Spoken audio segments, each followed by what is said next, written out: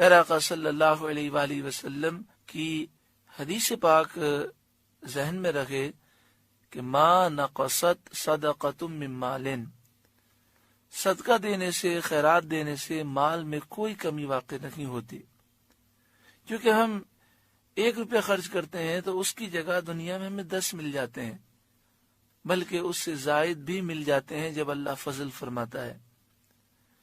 اور مال خرچ کرنے سے جو آفات، بلیات، مصیبتیں آنے والی ہوتی ہیں وہ ٹل جاتی ہیں۔ مجھے ایک بھائی ملے اور انہوں نے بتایا کہ ایک نوجوان کے ساتھ اچانک سے حادثہ ہو گیا اور تقریباً 15 لاکھ روپے ہسپتال میں خرچ ہو گئے، اور ابھی بھی ہو سکتا ہے لاکھوں روپے خرچ ہو جائیں، لیکن شفا نہیں ملی۔ جب انسان مسجد میں، مدرسے میں، دین کے کاموں میں، اسی طرح کنواں کھدوانے میں، غریبوں کی مدد میں وہ مال خرچ کرتا ہے تو کئی بڑے بڑے نقصانات سے اور آفتوں، بلاؤں سے، بیماریوں سے محفوظ رہتا ہے۔ آگے جو آیت کریمہ ہے وہ آیت الکرسی ہے۔ آیت الکرسی کی کیا شان و عظمت ہے، سبحان اللہ۔ اللہ تعالی ہمیں اس کی برکتوں سے مالا مال فرمائے۔ بخاری شریف کتاب الوکالہ، باب اذا وکل رجل رجلا فترک الوکیل شیئا، حدیث نمبر 2311، مطبوعہ دار الفکر، بیروت، لبنان۔ نبی اکرم صلی اللہ علیہ وآلہ وسلم نے حضرت ابو ہریرہ رضی اللہ تعالیٰ عنہ کو صدقے کے مال کی حفاظت پر مقرر فرمایا۔ رات کا وقت تھا، کوئی آیا، آ کر وہ غلہ جو صدقے کا تھا وہ چرانے لگا۔ حضرت ابو ہریرہ رضی اللہ تعالیٰ عنہ نے اسے پکڑ لیا، وہ رونے لگا اور وہ کہنے لگا میں غریب ہوں، غربت نے مجھے مجبور کر دیا، اس لیے میں چرانے کے لیے آیا۔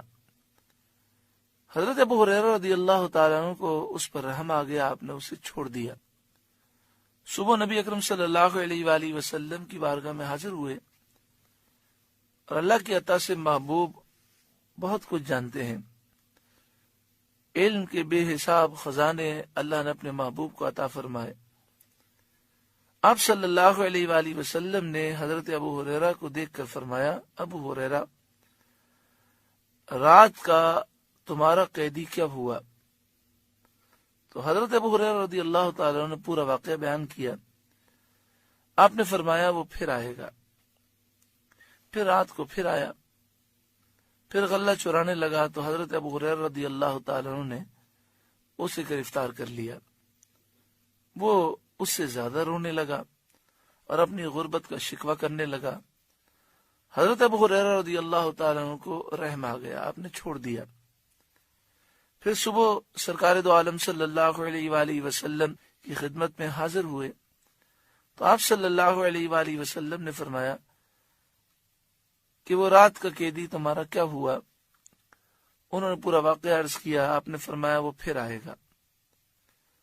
حضرت ابو ہریرہ رضی اللہ تعالیٰ عنہ کہتے ہیں رات کو میں انتظار کر رہا تھا، کیونکہ حضور نے پچھلی رات بھی یہ فرمایا تھا، اس رات بھی یہ فرمایا، اور آپ کہتے ہیں مجھے یقین تھا کہ جب حضور نے فرمایا ہے کہ وہ آئے گا تو وہ ضرور آئے گا۔ آپ کہتے ہیں میں نے یہ سوچا کہ اب یہ جتنا بھی رو لے میں اسے نہیں چھوڑوں گا اور گرفتار کر کے نبی اکرم صلی اللہ علیہ وآلہ وسلم کی بارگاہ میں پیش کروں گا۔ رات کے وقت وہ آیا اور غلہ چورانے لگا تو آپ نے اسے گرفتار کر لیا اور آپ نے فرمایا کہ اب تو جتنا بھی رو، جتنے بھی فریاد کر، میں اب تجھے نہیں چھوڑوں گا، تجھے رسول اللہ صلی اللہ علیہ وآلہ وسلم کی بارگاہ میں پیش کروں گا۔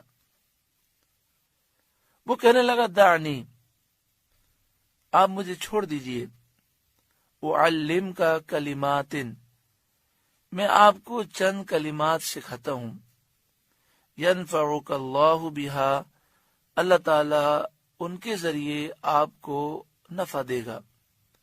قلت ما ہن، حضرت ابو ہریرہ کہتے ہیں میں نے کہا وہ کلمات کون سے ہیں؟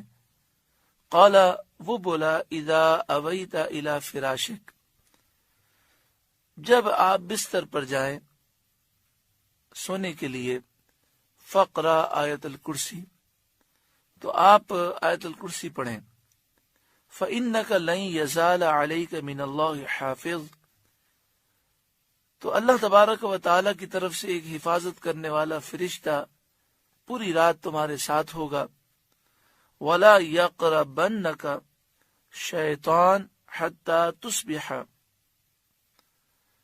شیطان تمہارے قریب نہیں آئے گا یہاں تک کہ صبح ہو جائے گی، یعنی پوری رات تم شیطان کے شر سے محفوظ رہو گے، حفاظت کرنے والا فرشتہ حفاظت کرے گا۔ حضرت ابو ہریرہ رضی اللہ تعالیٰ عنہ کہتے ہیں میں نے اسے چھوڑ دیا۔ سرکار دو عالم صلی اللہ علیہ وآلہ وسلم کو صبح میں نے پورا واقعہ عرض کیا۔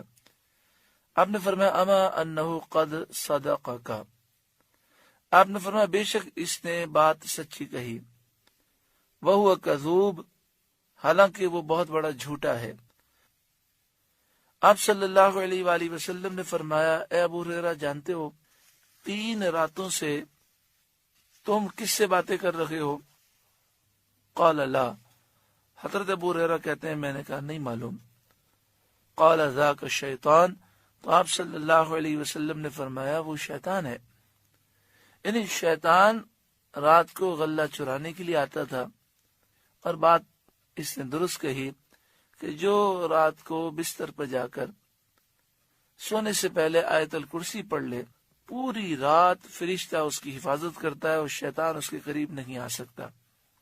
مختلف قسم کی جو بیماریاں پائی جاتی ہیں، احادیث طیبہ سے یہ بات ثابت ہے کہ کئی بیماریاں جنات و شیاطین کے اثرات سے ہوتی ہیں، اور اس بات کو اعلی حضرت امام اہل سنت نے بھی بیان فرمایا ہے۔ تو اس لیے ہمیں چاہیے کہ ہم رات کو آیت الکرسی لازمی پڑھ کر سوئیں۔ اس کے علاوہ فجر کی نماز کے بعد اور مغرب کی نماز کے بعد 7 بار آیت الکرسی پڑھ لیں، اور حفاظت کی نیت سے اپنے ہاتھوں پر دم کر کے ہاتھ پورے جسم پر پھیر لیں، اپنے سینے پر دم کر لیں۔ انشاءاللہ تعالی ہر قسم کے جادو ٹونے، نظر بد اور آسیب سے، بیماریوں اور آفتوں سے محفوظ رہیں گے۔